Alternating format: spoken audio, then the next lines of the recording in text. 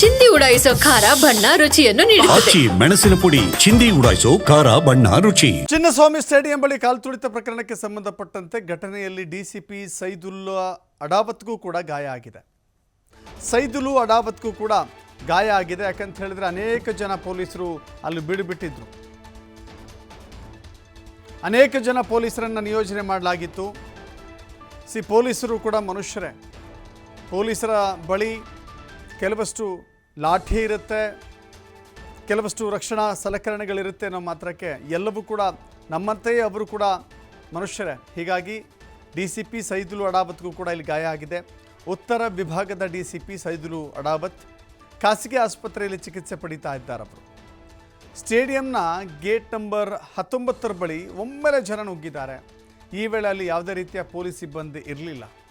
DCP ಒಬ್ಬರೇ ಗುಂಪು ಚದುರಿಸಲು ಮುಂದಾಗಿದ್ದಾರೆ, ಹರಸಾಹಸ ಪಟ್ಟಿದ್ದಾರೆ.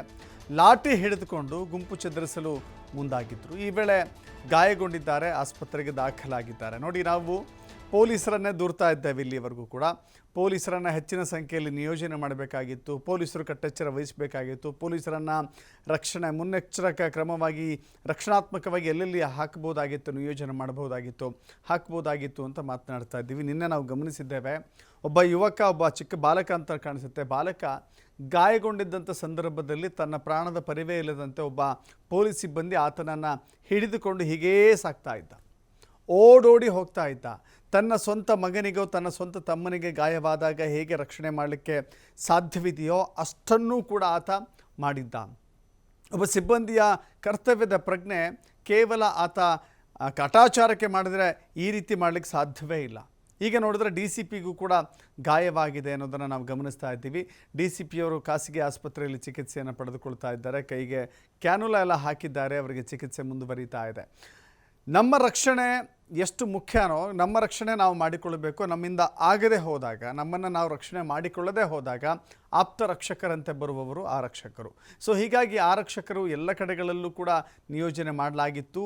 HAL ಪೊಲೀಸ್ ಸ್ಟೇಷನ್ನಿಂದ ತಾಜ್ ವೆಸ್ಟ್ ಎಂಡ್ವರೆಗೂ, ಆನಂತರ ವಿಧಾನಸೌಧ, ಆನಂತರದಲ್ಲಿ ಚಿನ್ನಸ್ವಾಮಿ ಸ್ಟೇಡಿಯಂ. ಎಷ್ಟು ಜನ, ಎಷ್ಟು ಕಡೆ ಹೇಳಿ ಕೇಳಿ ನೋಡಿ. ಮಷಿನ್ ರೀತಿಯಲ್ಲಿ ವರ್ಕ್ ಮಾಡೋಕ್ಕಾಗೋದಿಲ್ಲ ಕೆಲವು ಬಾರಿ ಪೊಲೀಸರು. ಇಡೀ ರಾತ್ರಿ ಜಾಗರಣೆಯ ರೀತಿಯಲ್ಲಿ ಬೆಂಗಳೂರು ನಗರವನ್ನು ಕಾದಿದ್ದಾರೆ. 3 ಗಂಟೆ 4 ಗಂಟೆವರೆಗೂ ಕೂಡ RCB ಗೆದ್ದ ಸಂಭ್ರಮವನ್ನು 3 ಗಂಟೆ 4 ಗಂಟೆವರೆಗೂ ಕೂಡ ಬೆಂಗಳೂರಿನ ಜನ ಆಚರಿಸಿದ್ದಾರೆ. ಬೇರೆ ಬೇರೆ ನಗರಗಳಲ್ಲೂ ಕೂಡ ಆಗಿದೆ. ಪೊಲೀಸರನ್ನು ನಿಯೋಜನೆ ಮಾಡಿದ ಆ ಕ್ಷಣದಲ್ಲಿ ತತ್ಕ್ಷಣ ಅಲ್ಲಿ ಕಳಿಸಲಾಗಿದೆ. ಎಲ್ಲ ಏರಿಯಾಗಳಲ್ಲಿ ಎಲ್ಲೆಲ್ಲಿ ಜನ ಸೇರುವಂಥ ಸಾಧ್ಯತೆಗಳಿದೆಯೋ, ಎಲ್ಲೆಲ್ಲಿ ಜನ ಸೆಲೆಬ್ರೇಷನ್ ಮೋಡ್ನಲ್ಲಿದ್ದಾರೋ. ಯಾಕಂತ ಹೇಳಿದ್ರೆ ನೋಡಿ, ಸಾಯಂಕಾಲನೇ ಅವತ್ತು ಫೈನಲ್ ಮ್ಯಾಚ್ ಇದೆ ಅಂತ ಗೊತ್ತಾದಾಗ ಅನೇಕ ಕಡೆಗಳಲ್ಲಿ ಸ್ಕ್ರೀನ್ ಹಾಕಲಾಗಿತ್ತು. ಪಬ್ಗಳಲ್ಲೋ, ಹೋಟೆಲ್ಗಳಲ್ಲೋ, ಅಥವಾ ಮಾಲ್ಗಳಲ್ಲೋ, ಅಥವಾ ಈ ಅಪಾರ್ಟ್ಮೆಂಟ್ನ ಕಮ್ಯುನಿಟಿ ಗೇಟೆಡ್ ಇರುವಂಥ ಜಾಗಗಳಲ್ಲೋ, ಅಥವಾ ಗುಂಪು ಮನೆಗಳಿರುವಂಥ ಜಾಗದಲ್ಲೋ, ಹೀಗೆ ಗೆಳೆಯರೆಲ್ಲ ಸೇರಿಕೊಂಡು ಅನೇಕ ಸೆಲೆಬ್ರೇಷನ್ ಮೂಡ್ನಲ್ಲಂತೂ ಬಂದಿದ್ದರು. ಅದು ಕೂಡ ಹೇಳಿ ಕೇಳಿ ಅತ್ಯಂತ ಹೆಚ್ಚು ಪ್ರಮಾಣದಲ್ಲಿ ಪಬ್ಗಳಿರುವಂಥ ಜಾಗದಲ್ಲಂತೂ ಹೆಚ್ಚಿನ ಪೊಲೀಸರನ್ನು ಅದಾಗಲೇ ನಿಯೋಜನೆ ಮಾಡಲಾಗಿತ್ತು. ಆರಂಭ 7:30 ಅಂತ ಹೇಳಿದ್ರೆ 7 ಗಂಟೆಯಿಂದಲೂ ಕೂಡ ಪೊಲೀಸರಲ್ಲಿದ್ದರು. ಯಾಕೆಂದರೆ ಜನ ಸೋರ್ತಾ ಹೋಗ್ತಾರೆ ಅಂತೇಳಿ. ಇಂಥ ಜಾಗಗಳ ಹೊರತಾಗಿಯೂ ಕೂಡ ಬೆಂಗಳೂರಲ್ಲಿ ಸೆಲೆಬ್ರೇಷನ್ ನಡೆದಿದೆ. ಈ ಕಾರಣದಿಂದಾಗಿ ಪೊಲೀಸರನ್ನು ಹೆಚ್ಚಿನ ಸಂಖ್ಯೆಯಲ್ಲಿ ನಿಯೋಜನೆ ಮಾಡಿದರು. ರಾತ್ರಿನೂ ವರ್ಕ್ ಮಾಡಿದ್ರು, ಬೆಳಗ್ಗೆನೂ ವರ್ಕ್ ಮಾಡಿದ್ರು. ನೋಡಿ, ಈ ಸಂದರ್ಭದಲ್ಲಿ DCP ಅಡಾವತ್ಗೂ ಕೂಡ ಗಾಯವಾಗಿದೆ. ಎಲ್ಲವನ್ನೂ ಕೂಡ ಪೊಲೀಸರ ಮೇಲೆ ದೂರೋದಲ್ಲ, ಪೊಲೀಸರು ತಮ್ಮ ಪ್ರಾಣದ ಹಂಗನ್ನು ತೊರೆದು ಕೂಡ ಕೆಲಸ ಮಾಡ್ತಾ ಇದ್ದಾರೆ ಅನ್ನೋದನ್ನು ಗಮನಿಸಬೇಕಾಗತ್ತೆ.